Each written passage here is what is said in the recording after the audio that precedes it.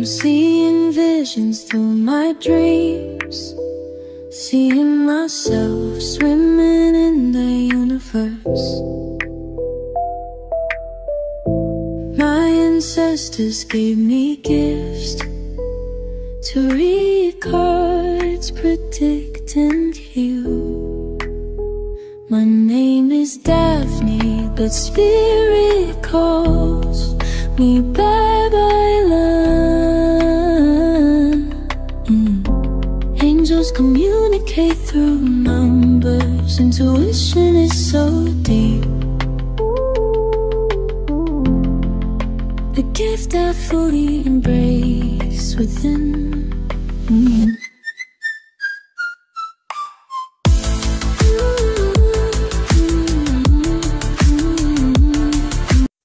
Hello po Capricorn, welcome po sa inyong reading. So this is for April the 22nd to April the 30th, no? So gusto pong sabihin sa inyo na meron po tayong kabilang channel, dun po tayo nagla-live. That is Babaylan TV, no? Yung unang channel po na yon is dedicated doon sa ating international audience. Pwede naman kayong sumali sa live sessions. Kung hindi nyo po maabutan, pwede naman kayo magtanong dito sa comment section. As long as yung question po is answerable by yes or no, for your clarifications, I want you to know that this reading is a general reading. You may resonate sa buong reading na ito. Konti lang, take what's only yours. Gusto ko po muna humingi ng pasensya, no? Dahil late tayo mag-post. Alam niyo naman, ang mga spiritual practitioners, kapag mahal na araw ay pumupunta ng ibang lugar, nagme-meditate, doing their rituals. So, ganun po yung ginawa ko. Hindi ko na-manage yung time. So, I really do apologize for that. Pero, babawi po ako by next month. Magsimula na po tayo. So, Capricorn, medyo nahihirapan tayong intindihin yung person natin. I feel like feeling mo nililito ka or nalilito ka, no? Merong mga information dito or probably, no? Ngayon, sabihin natin, hindi natin alam yung gagawin natin. I feel like kailangan pa nga natin mag-consult ng ibang tao. Probably that's the reason why you are here, dahil meron tayong pinagdadaanan, no? Sa ating relasyon. And I also feels like medyo, katulad sabi ko, lost ka na kanina, pero hindi mo binibitawan yung relationship kasi mahalaga sa ito. And I feel you, no? Kung ganitong relationship, kumbaga pag ang sinasabi mo dito, mahalaga itong taong to sa akin.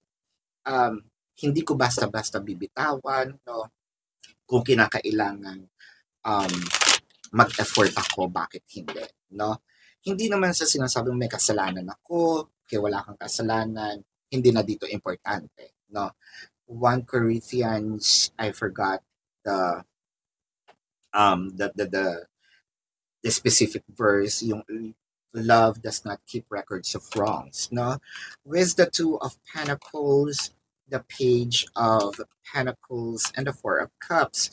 So, ang nakikita natin dito, medyo binabalansin natin, parang gusto nating suyuin.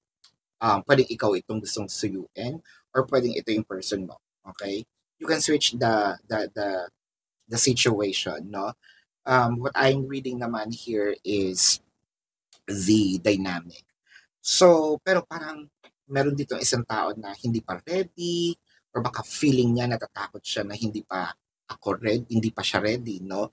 Na makipag-usap sa akin. So, there's actually separation in this dynamic, in the connection.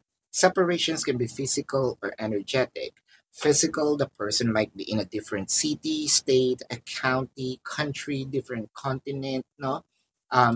Literally, physically, magka-separate. Energetic separations, nangyayari ito dun sa mga magkakapit-bahay, magkaka-school, magkaklase pala, no? Or nasa isang campus, nasa isang trabaho, or nasa isang bahay sa mga mag-asawa. Kasi nakikita nga tayo, pero may gap tayo, hindi tayo nag-uusap. For a small percentage of you, yung medyo masakit is combination. malayo ka na, hindi pa tayo nag-uusap. So, hindi ko alam yung gagawin dito. I feel like yung mga nandoon sa sitwasyon na yon, medyo napapraning na, napapransya na, no? Na kailangan yata, ano ba, kung kaya ko lang gawing Quiapo, this is the term, na kung ganun lang kalapit, siguro, pupunta ako dyan para makipag-usap ng maayos, pero I feel like mare-reject ako. So there's fear of rejection in here, the King of Swords and the Eight of Swords. So nandito yung parang takot. Meron ditong natatakot na feeling ko hindi mo ko papansinin, feeling ko din, no, intentional itong pagtatago. I feel like tama na, tigilan na natin ito. Ayoko na yung meron tayong hidwaan, hindi ko na kinakaya, no? Ako na yung nagpapakumbaba. So, again, aakuin ko na, no? Kumbaga, hindi na natin kailangan magturuan, no? There's no need to point fingers. Ako na lang.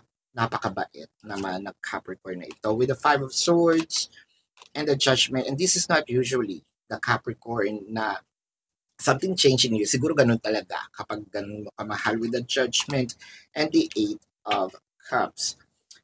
I feel like, bakit parang nagpapalit yung situation niya? Sinuyo ka na nito eh. Parang sinabi mo, ay, nag-inarte ako eh. Ngayon nawala siya, so ako naman ngayon.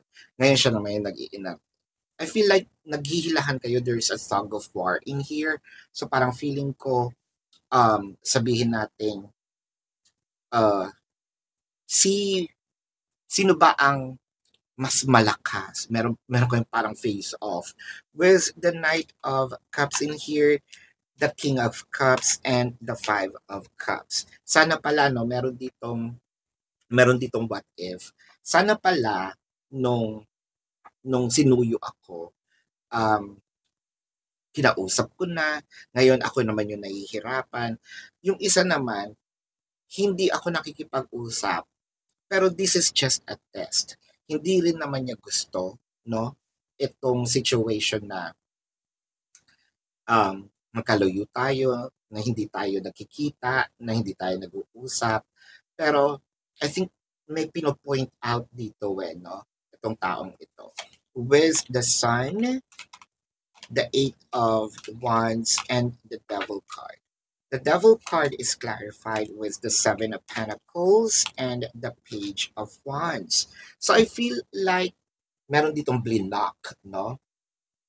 So, mas lalong nakakapraning yun dahil wala na nga ako information sa iyo, hindi na kita makausap, hindi na kita makita. Wala pa akong information sa iyo. So, I think this is also intentional, pero nakakakita ko na kung sino man itong nag-block, siya itong merong way to check the other person's account kasi someone is using a dummy account kahit pa paano nakikita ko pa naman. So parang there's parang may nag-cheat dito, not as a third party, pero parang may nag-cheat dito na hindi mo ako pwedeng kausapin pero alam ko yung nangyayari sa'yo, no? Let's check or let's get some information or message from the universe. So Capricorn with the Ace of Wands, the Nine of Pentacles, and the World card. So ito yung sinasabi natin na medyo nahihilot na, no? Itong sabihin nating lamig sa relasyon na ito. I feel like by next month or bago pa dumating yung next month, I think na si person naman, no? Or kung sino itong nag-block is mag-reach out na or ipapakita na yung sign na i-unblock na kita, pwede mo na akong kausapin, no?